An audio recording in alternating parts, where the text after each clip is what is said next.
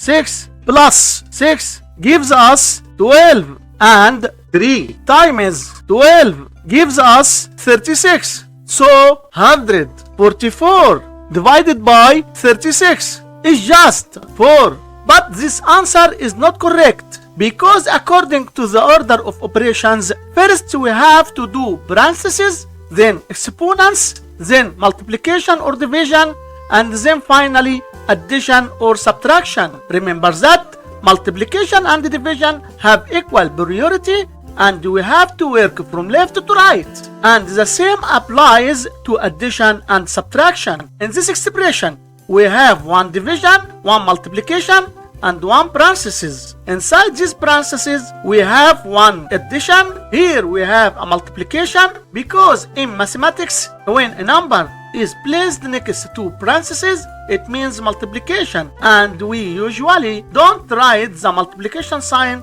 for brevity. So according to the PEMDAS, first we have to do this parentheses, then this division, and finally this multiplication. If we do this multiplication before this division, it's wrong. So first this parentheses.